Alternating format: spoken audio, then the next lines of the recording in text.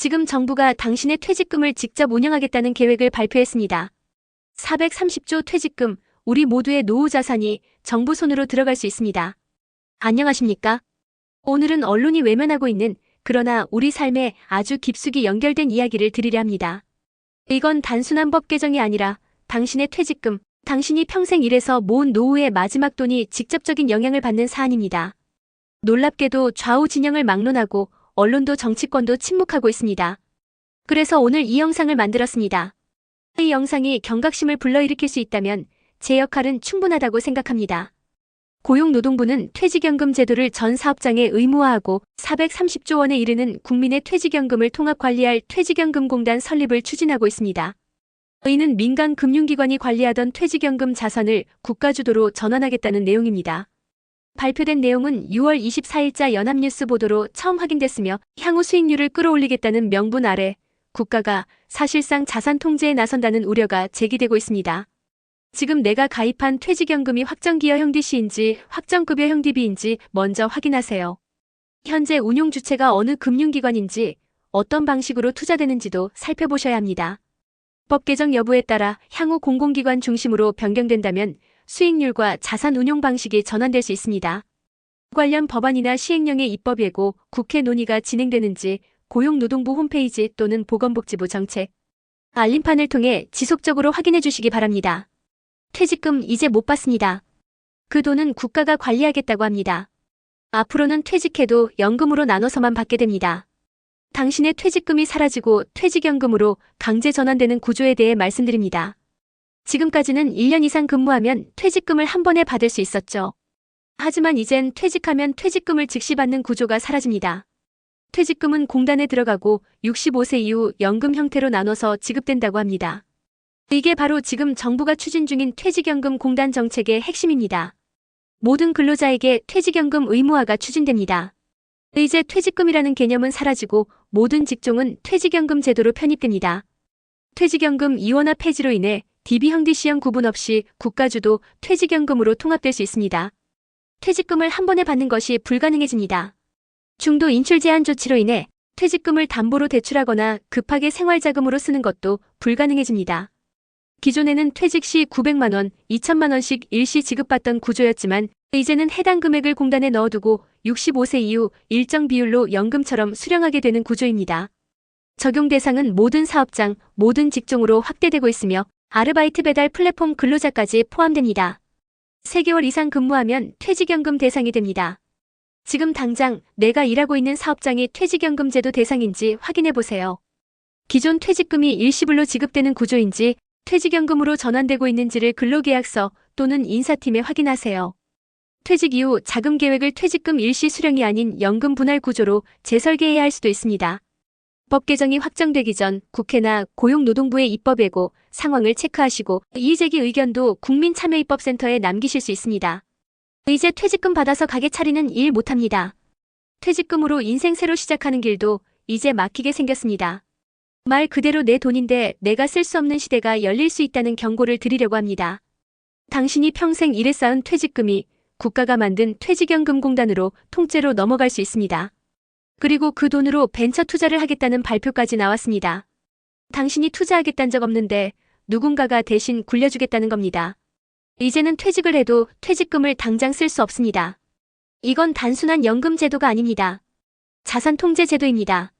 정부는 퇴직연금공단 설립을 추진 중이며 현재 민간 금융기관들이 운용하던 431.7조 원의 퇴직연금 자산을 공공으로 흡수하려는 계획입니다. 전국에 지부를 두고 국가주도 운용체계를 갖춘 뒤 이 자산을 벤처기업 주식시장 등에 투자해 수익을 올리겠다는 방향이 명시되어 있습니다. 퇴직 시점에 목돈으로 받던 퇴직금은 더 이상 존재하지 않고 퇴직 후 65세 이후부터 연금처럼 분할 지급됩니다. 이 제도는 300인 이상 기업부터 시작해 모든 사업장, 모든 근로자, 모든 업종으로 단계적 확대될 예정입니다. 특히 아르바이트생, 배달 노동자, 플랫폼 프리랜서까지 포함되며 3개월 이상 근무하면 퇴직금이 공단으로 적립됩니다. 문제는 그 누구도 그 돈을 당장 쓸 수 없다는 점입니다. 지금 내가 가입된 퇴직금 제도가 퇴직연금인지 일반 퇴직금인지 반드시 확인해 보셔야 합니다. 퇴직 이후 그 자금을 어떤 목적으로 사용할 계획인지 미리 재설계해야 합니다. 자영업이나 창업, 이직 준비 등 퇴직금을 직접 운용하려는 분은 이 제도가 적용되기 전 대비 계획을 세워야 합니다.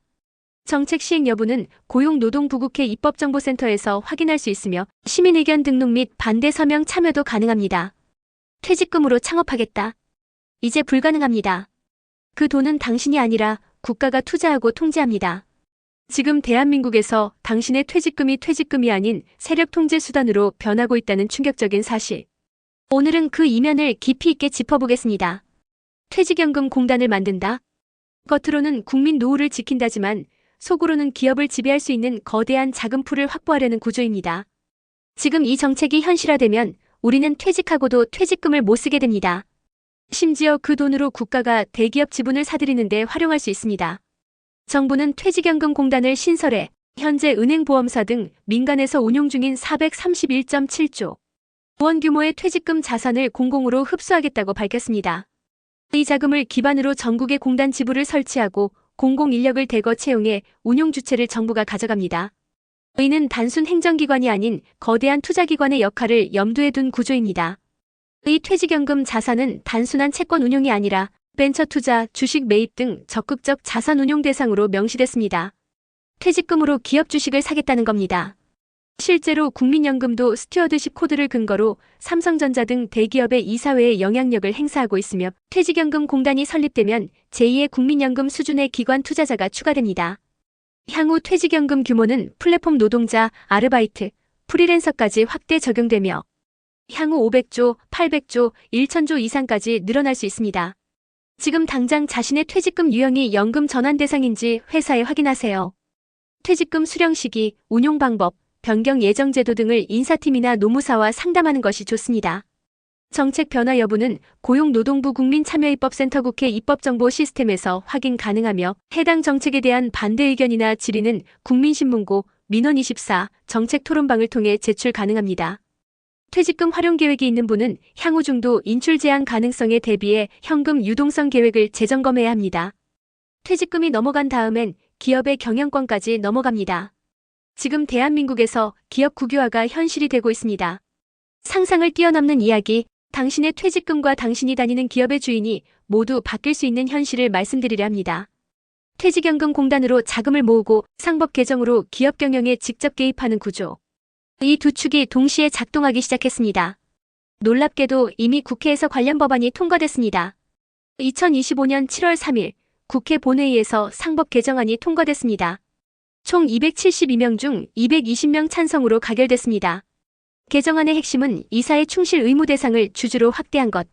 이는 이익을 회사 성장보다 주주 배당 중심으로 배분하게 되는 결과를 초래할 수 있습니다.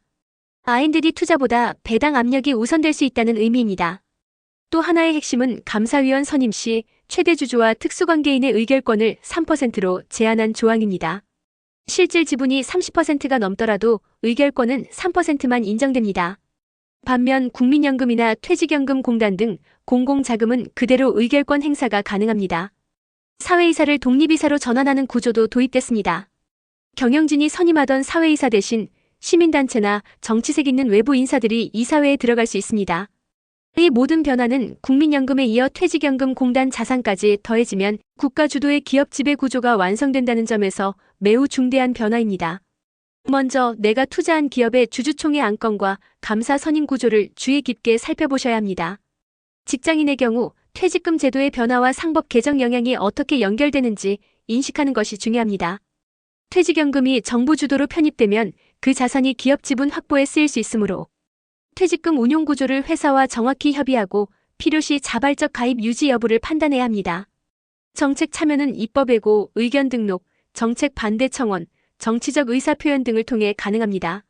내 퇴직금이 사라졌습니다. 이제 퇴직금을 받는 나이는 65세도 아닐 수 있습니다. 당신 돈을 당신이 못 쓰는 나라가 오고 있습니다. 마지막 경고를 드립니다. 그동안 우리는 퇴직하면 최소한 퇴직금이라는 최소한의 자산은 지킬 수 있다고 믿었습니다. 하지만 이젠 그조차 국가가 정한 시점까지 기다려야 받을 수 있는 시대가 오고 있습니다. 65세에 준다고요? 하지만 그건 시작일 뿐입니다. 지금 국민연금도 70세, 75세 수령 논의가 나옵니다. 퇴직연금도 같은 길을 걷게 될 가능성이 높습니다. 퇴직연금 공단이 설립되면 당신의 퇴직금은 공단으로 이관됩니다. 당장 쓸 수 없습니다. 연금 수령 시점은 현재 65세 기준이지만 정부 정책에 따라 언제든지 70세, 75세로 연기될 수 있습니다. 국민연금처럼 적자를 이유로 수급 불능 상태가 될 수도 있습니다. 누가 책임질지도 불투명합니다. 삼성전자, 현대자동차 등 대기업조차 이제 본사를 해외로 이전하는 방안까지 고려하고 있습니다. 퇴직금은 국민에게서 빼앗고 기업은 해외로 도망가는 구조가 되고 있습니다. 이런 제도는 단순한 복지 정책이 아니라 국가 주도의 자산 통제와 기업 지배 체계를 만들려는 흐름으로 해석할 수 있습니다. 지금 자신의 퇴직금 운용 방식이 연금으로 전환되는지 반드시 확인하세요. 퇴직 이후 생계 계획을 세우고 있는 분은 즉시 수령이 가능한 구조인지 점검하셔야 합니다. 퇴직연금공단에 대한 정책 찬반 의견은 국민참여입법센터, 청와대 국민청원, 고용노동부 홈페이지 등에서 제출 가능합니다. 퇴직금 활용 계획 창업, 재취업 준비, 의료비 등이 있는 분은 중도 인출 제한 여부에 따라 재설계가 필요합니다. 남미 베네수엘라에서 한 젊은 여성이 SNS에 쓴 글 한 줄로 12년형을 선고받았습니다. 우리의 미래를 위해 투쟁하는 대신 벌레 든 식량 봉투를 선택한 국민이 지금의 베네수엘라를 만들었다. 이 말이 남 얘기 같으십니까? 그녀의 탄식이 지금 대한민국을 향해 외치는 경고음으로 들립니다. 당신의 퇴직금이 사라지고 기업은 통제되고 국가는 배급 중심 사회로 바뀌어가고 있습니다. 이건 이념의 문제가 아닙니다. 좌파, 우파 모두 지금 자산을 통제당하는 중입니다.